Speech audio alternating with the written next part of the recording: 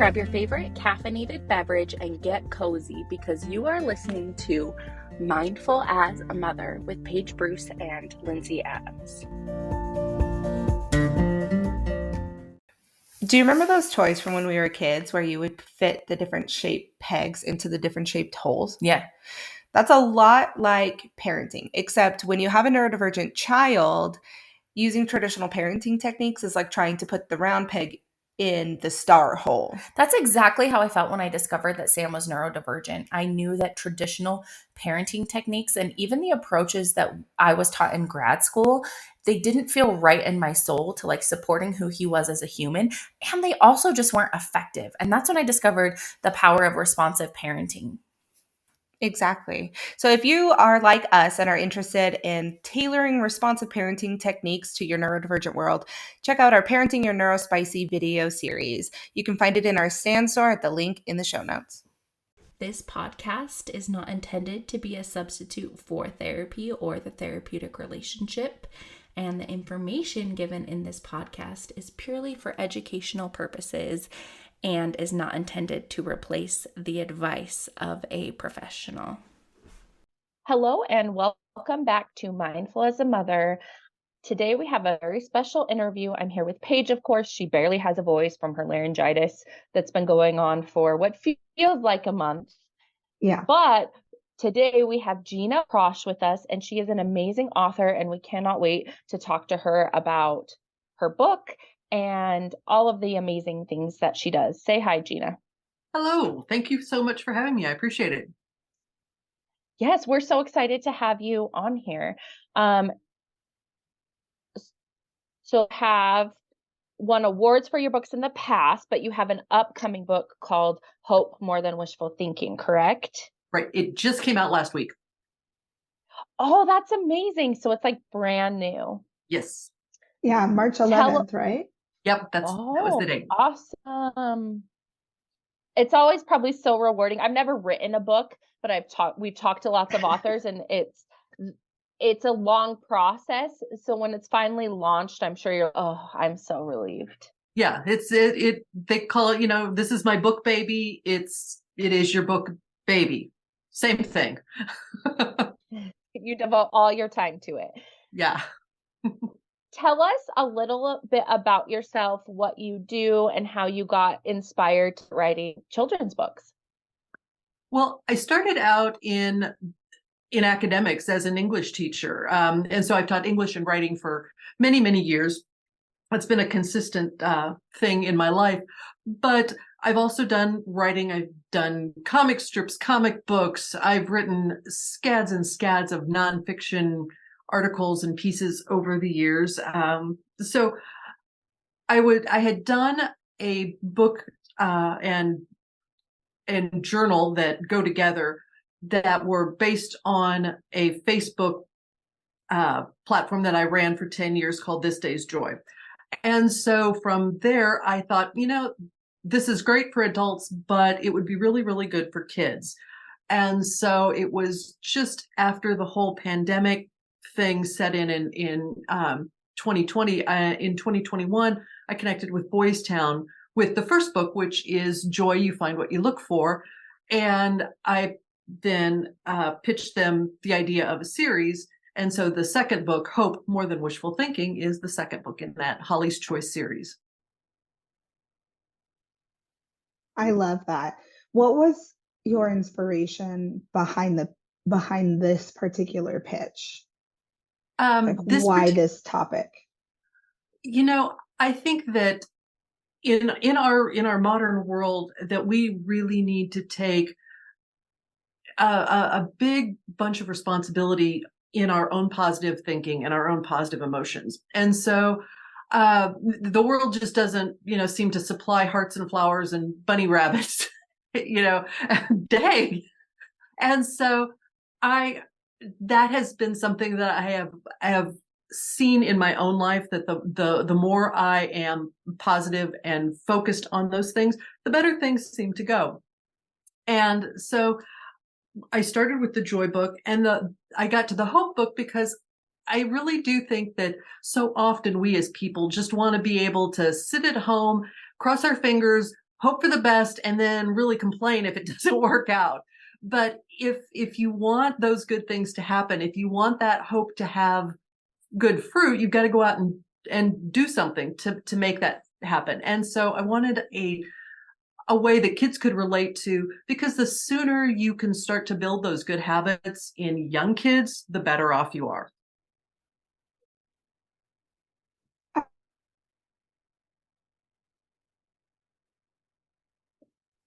Paige, you're still muted.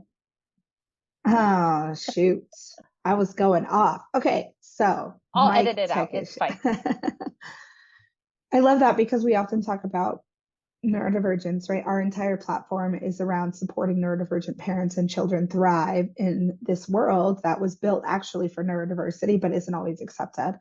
And we talk about how children are so aware, they're so self-aware that when something feels off in their peer group or in a social setting, they start to assign labels to themselves, these oftentimes really negative self-deprecating beliefs.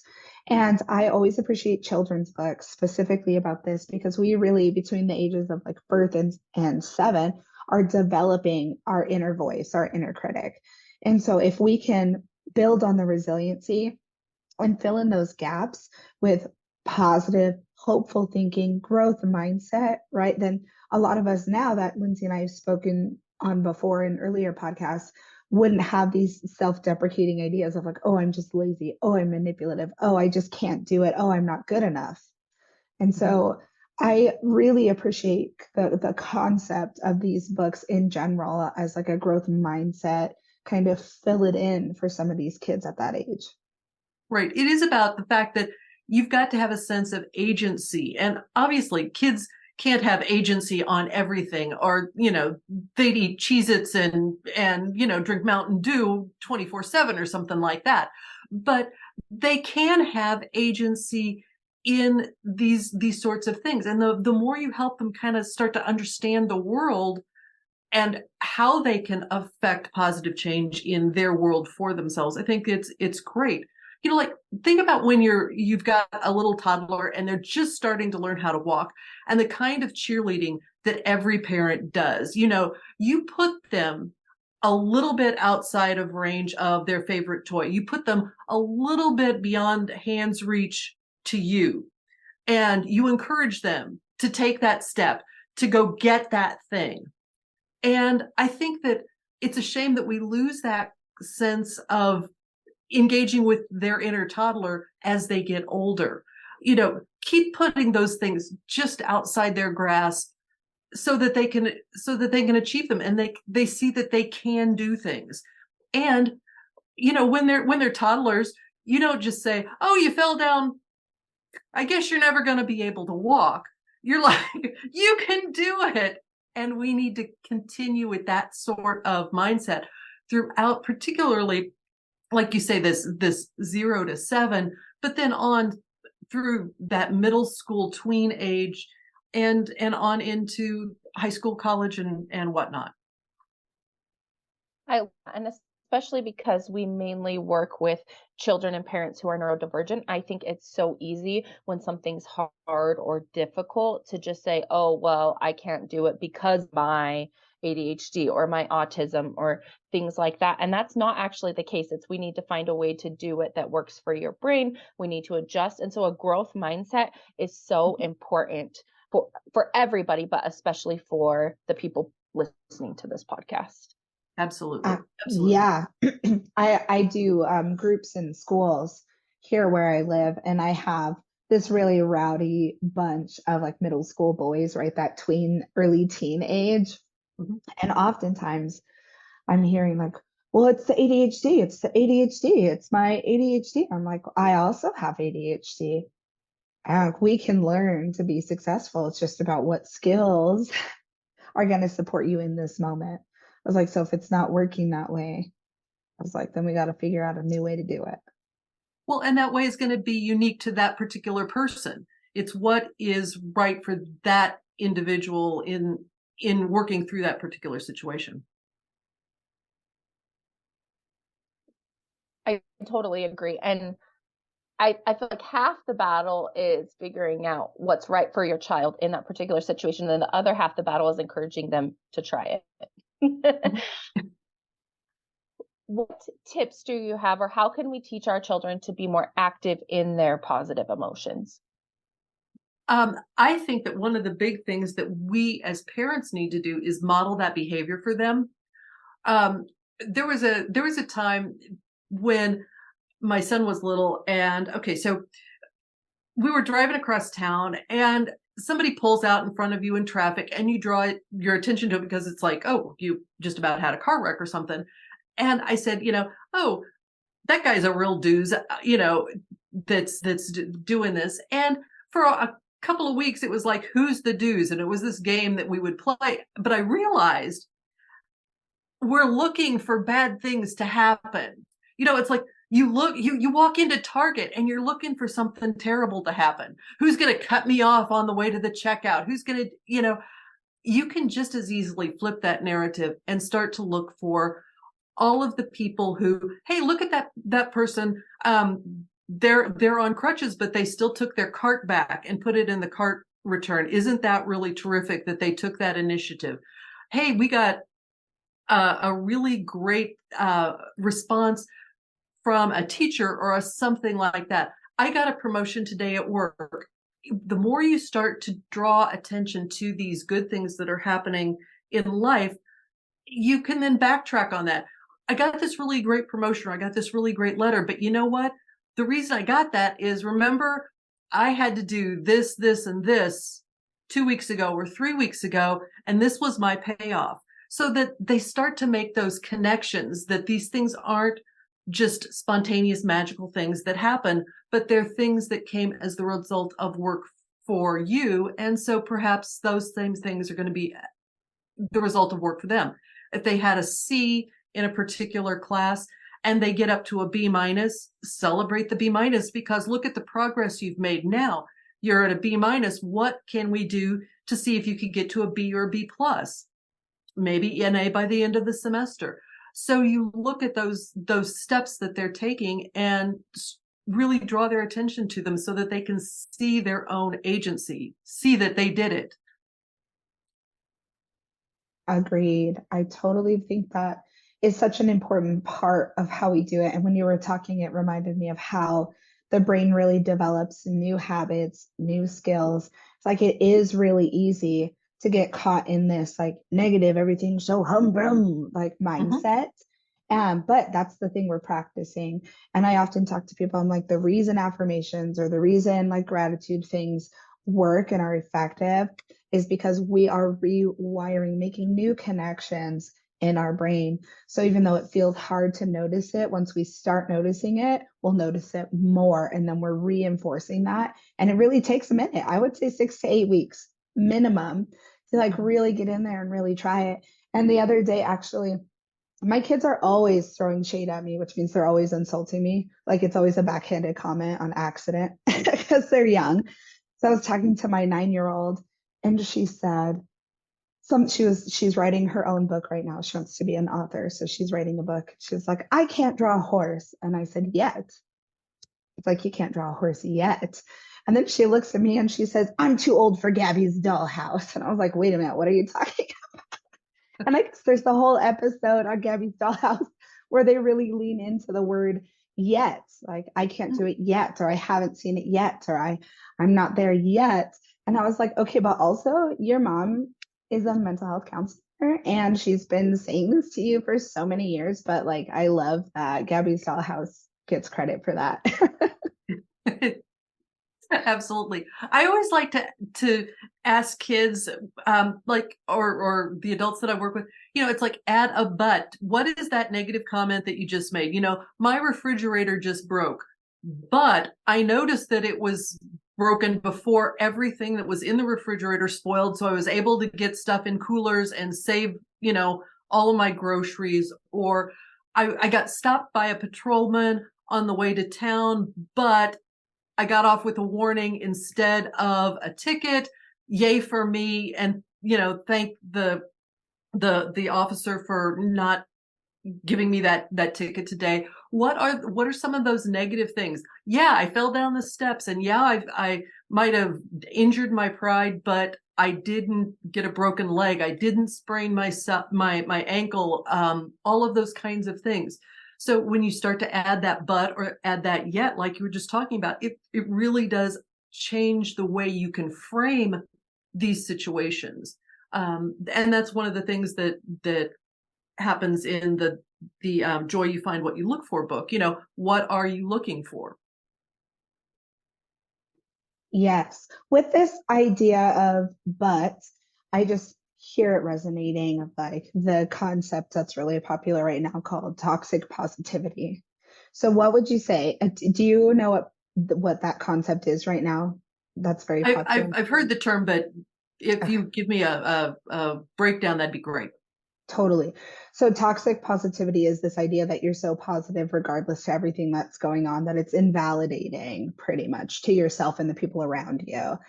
That's just like a one way to wrap it up. And so when we're saying I got pulled over, but what would you say is the main difference in the concepts that you're trying to communicate versus this idea of toxic positivity? Like, how can we draw a line between those for our audience of like, hey, we're not teaching you these skills to invalidate you or your children. We're teaching you these skills so you feel like more functional and joyful in life. Right. For me, it's about reminding myself what the majority of the day is in a lot of cases.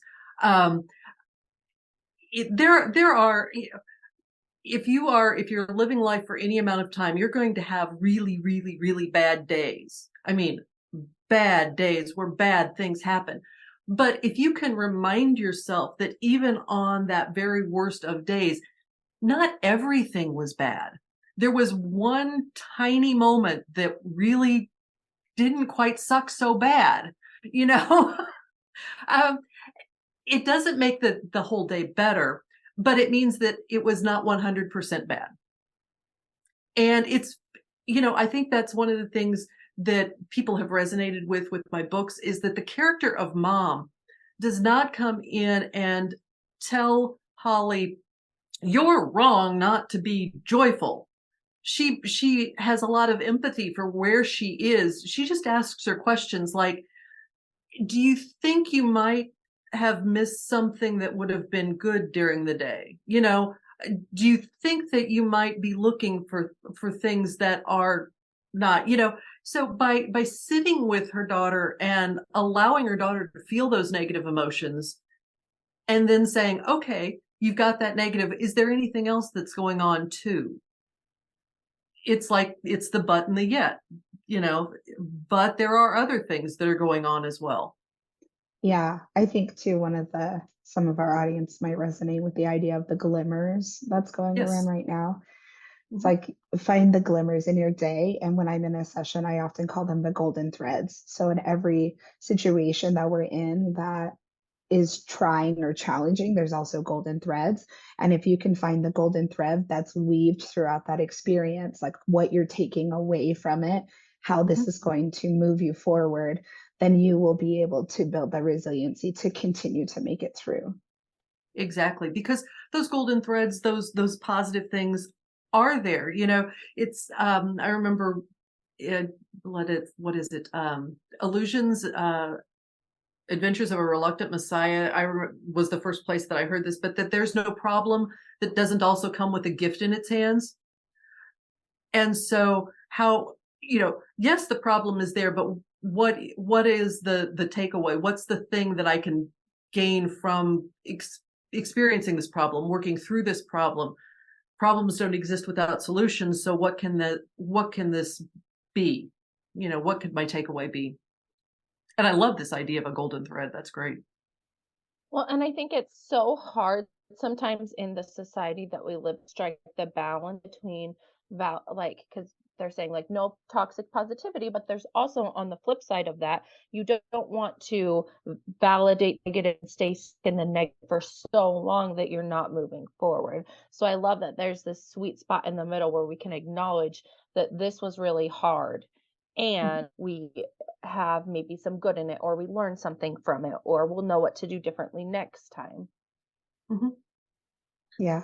So with that, I would love to talk about maybe some, we did a couple with the but and using the books actually, but some strategies that parents can start using ASAP to maybe start incorporating some of these ideas into their parenting. So one of the things that I think helps create not only just a bond between parents and kids, but a good ground space for developing these ideas is that idea that you're going to really focus on what you can control and what you can't control. Because you can't control the weather, but you can control the clothes that you wear when you're out in the weather. And so the more you focus on what you have charge of in your own life, I think the easier it becomes to move forward. So for instance, if you have an outing scheduled for the zoo and it's pouring down rain or something like that, the options become, we can carry umbrellas and wear our raincoats and splash in puddles and go to the zoo and see what animals do when it's raining outside. And it will be really, really not crowded at the zoo today because everybody else is going to stay home. And so we're going to have a better chance to see stuff. Or we have a great plan B that we always have for any outdoor activity. So when you start to look at what you're in charge of, what you're not in charge of, I think that that's really, really helpful. I think being an active model of perseverance is huge. My son and I, we were always out in the garden together, and I don't do vegetable gardening. I do flower gardening, and I'm not a particularly gifted gardener. I have no great skills. I forget to water stuff. It dies, all of those kinds of things. But in doing those things together, we didn't just quit gardening the first year because everything that I bought at the home garden center turned into this sad little bunch of dried up stumps. We looked at, well, this plant does better when mom forgets to water it than this plant does. This plant is a more forgiving plant than this plant is. And so the next year we continued on with that. Work on those perseverance skills. Do something that you're bad at as a parent. Do something that you're really bad at. If you are a terrible artist, go take a painting class. Take your kids with you to that painting class and let them see that you can have fun doing something even if you're not really great at it.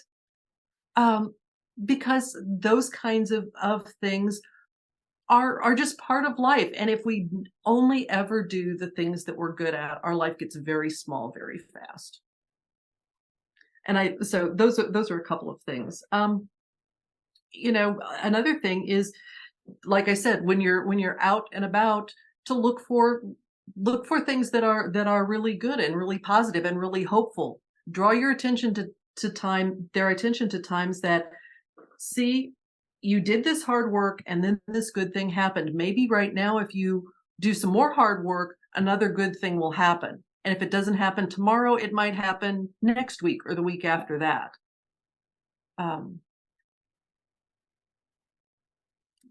I love that.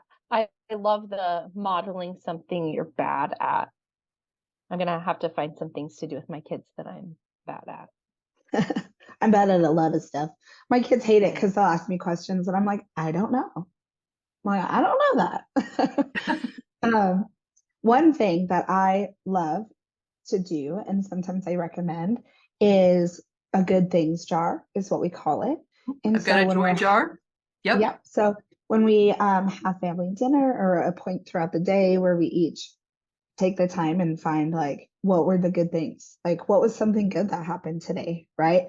And then my favorite part is that if they have the opportunity to write it down and stick it in the jar, and then once a month or whenever we actually remember, because that's more realistic for my life, we can pull them out and talk about Like, oh yeah, I remember when this happened, or remember when that happened. And that's something too, I think our audience would be able to walk away with and start like a tangible way to start building these skills.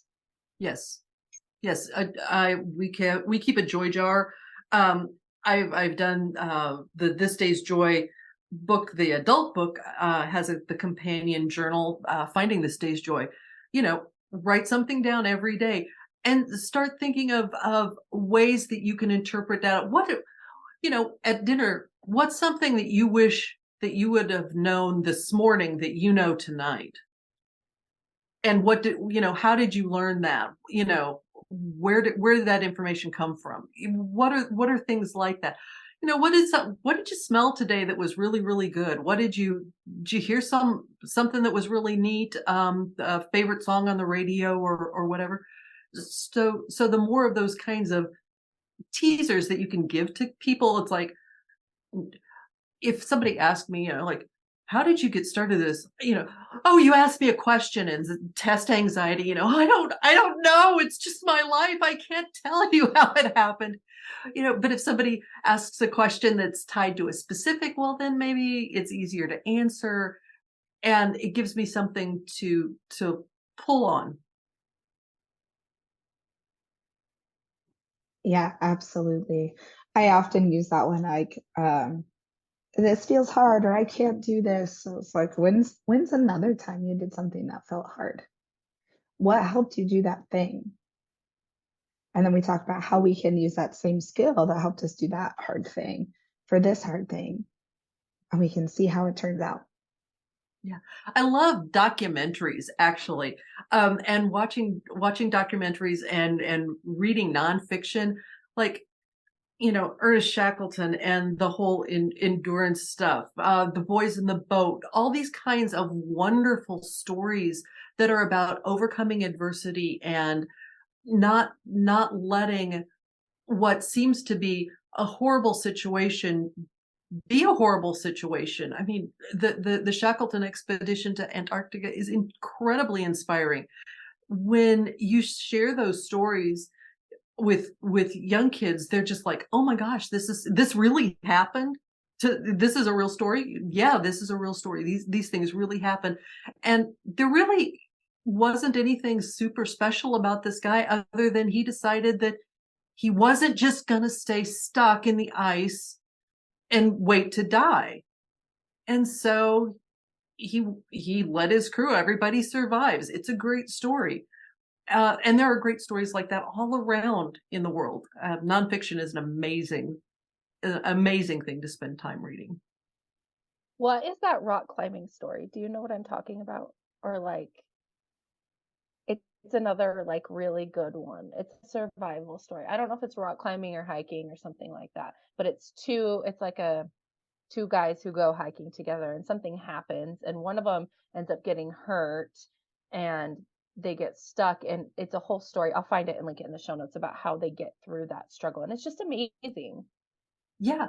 And kids really, I think they benefit from these kinds of stories of people overcoming adversity because these are real life stories. These are not fiction. I mean, I love the Marvel movies, but none of that's really going to happen. Thanos isn't coming to the world and we have to, stop all of that. But these other stories, these are things that really have happened to people. And what did they do to try and keep moving forward? Absolutely. Social stories are so powerful as far as like modeling for ourselves and our kids. Mm-hmm. Well, thank you so much for coming on today. Tell us where we can find you, where we can get the book, if you have any promos going, anything like that. You can find me online at ginaprosch.com. That's GINAPROSCH.com. And there I've got links to all of the socials. I'm on Facebook and I run a Substack and I've got an Instagram account and, all those different things. My books are available. The two kids books are available at Boys Town Press and Amazon. My independent books, This Day's Joy and Finding This Day's Joy, the adult books, those are available Amazon, Barnes and Noble, that sort of that sort of place. So you can find them all online. And there are links on my website too. Perfect. And in the show notes, I did link those on our Amazon storefront. I did both books in the Holly's Choice series. So I did Joy, You Find What You Look For, which is the children's book 1. And then I did Hope, More Than Wishful Thinking, which is the second book in that series. And then I also did the adult book, since we've mentioned them, of Finding This Day's Joy, A Year of Living Gratefully, and then the accompanying This Day's Joy Meditations for Finding Joy Every Day. So you guys can go to our show notes, and it says you can find Gina's books here, and click that link and you'll be able to pull up any of them.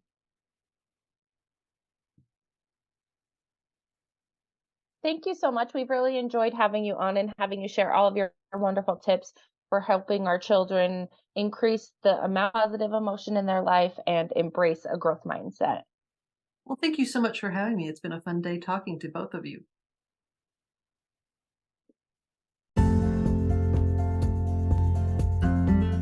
Thanks for coming to Mindful as a Mother podcast. If you'd like more of us and Mindful as a Mother, you can find Paige at Instagram at Parenting with Paige and Lindsay at Linz_Adams LCSW. Find us on TikTok, Instagram, and in our Facebook group, Creating Community and Smashing Parental Stigma, Embracing Mindful Motherhood and Positive Parenting. Thanks so much, and see you next time.